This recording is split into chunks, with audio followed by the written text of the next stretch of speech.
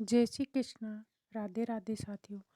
आज हम हिंदी साहित्य में काल विभाजन और उनका नामकरण पढ़ेंगे। काल विभाजन एवं नामकरण 3 आधार पर हो सकते हैं।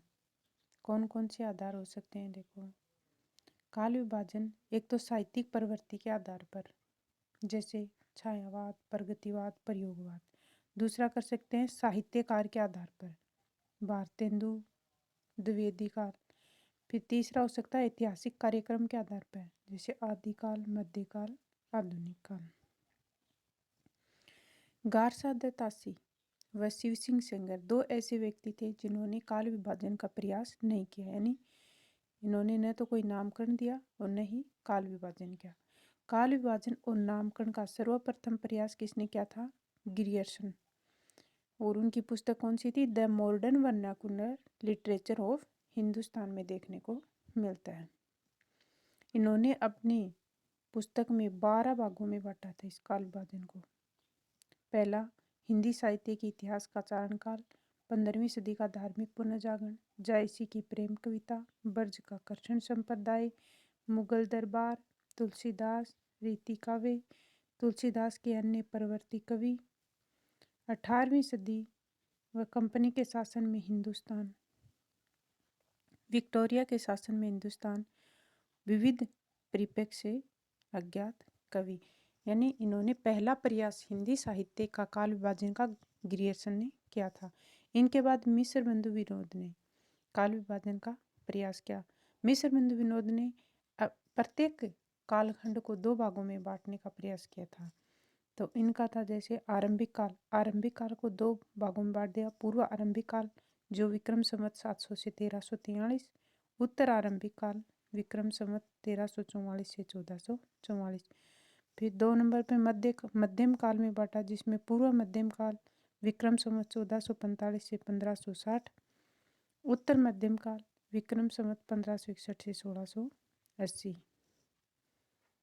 3 नंबर अलंकृत काल, इसे बांटा पूर्व अलंकृत काल जो विक्रम संवत 1681 से 1790, उत्तर अलंकृत काल विक्रम संवत 1791 से 1889, परिवर्तन काल विक्रम संवत 1890 से 1925 और वर्तमान काल विक्रम संवत 1926 से अब तक का। इनके बाद सही काल विभाजन किन्होंने किया? रामचंद्र शुक्ल ने अपने हिंदी साहित्य के इतिहास ग्रंथ के आधार पर काल विभाजन। पहला था वीरगाथा काल जो विक्रम संवत 1050 से 1375। ये ईसवी सन नहीं है, क्या है? विक्रम संवत। विक्रम संवत ईसवी सन से 57 वर्ष आगे चलता है। अगर हमें ईसवी निकालनी है तो विक्रम संवत से 757 क्या कर देंगे? माइनस कर देंगे तो ईसवी सन आ जाएगा। पूर्व मध्यकाल जिसे भक्ति काल का विक्रम संवत 1375 से 1700, उत्तर मध्यकाल रीतिकाल जो विक्रम संवत 1700 से 1900, आधुनिक काल या गद्य काल जो विक्रम संवत 1900 से आज तक। फिर आधुनिक काल को भारतेंदु काल में द्विवेदी या तीसरा काल में विभाजित किया। रामचंद्र शुक्ल के इतिहास ग्रंथ की स्रोत सामग्री के आधार, यानी अपने इतिहास ग्रंथ में कहाँ से सामग्री इकट्ठी की? तो मिश्र बंधु कृत मिश्र बंधु विनोद से, राम नरेश त्रिपाठी कृत कविता कौमुदी, श्याम सुंदर दास कृत हिंदी कोविद रत्नमाला, हरिहर प्रसाद वियोगी हरि यानी कृत बाजुरी ब्रज माधुरी सार रतन में, ऐसे आएगा रत्नमाला। राम कुमार वर्मा द्वारा रचित हिंदी साहित्य का आलोचनात्मक इतिहास ग्रंथ के आधार पर काल विभाजन एवं नामकरण। इन्होंने कालखंड को 5 भागों में बांटा है। राम कुमार वर्मा ने संधि काल, चारण काल, भक्ति काल, रीति काल और आधुनिक काल।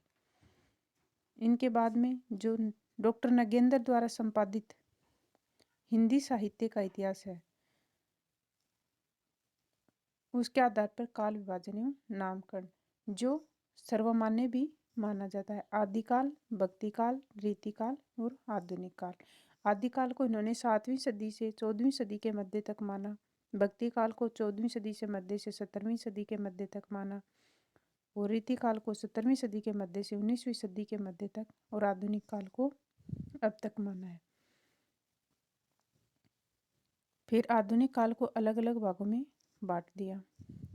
भारतेंदु काल जिसे पुनर्जागरण काल भी कहा गया, जो 1857 ईस्वी से 1900 ईस्वी। द्विवेदी काल या जागरण सुधार काल, जो 1900 ईस्वी से 1918 ईस्वी तक।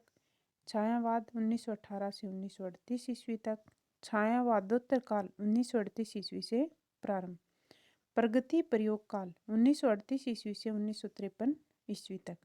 नवलेखन काल 1953 से अब तक।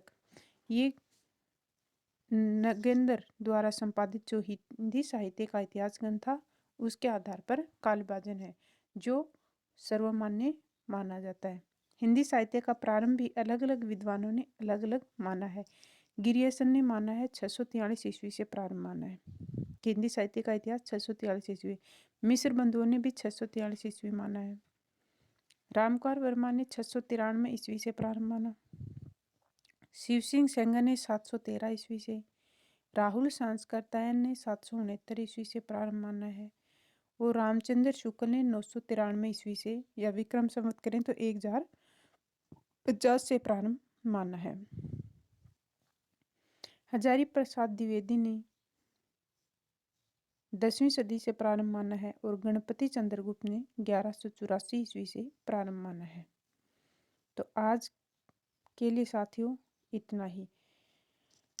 अगर आपको वीडियो पसंद आया है तो इसे लाइक कीजिए, चैनल पर नए हो तो इसे सब्सक्राइब कीजिए, और कमेंट बॉक्स में आप एक अगले किस प्रकार की वीडियो चाहिए कमेंट कर सकते हैं। वीडियो में अंत तक बने रहने के लिए धन्यवाद साथियों।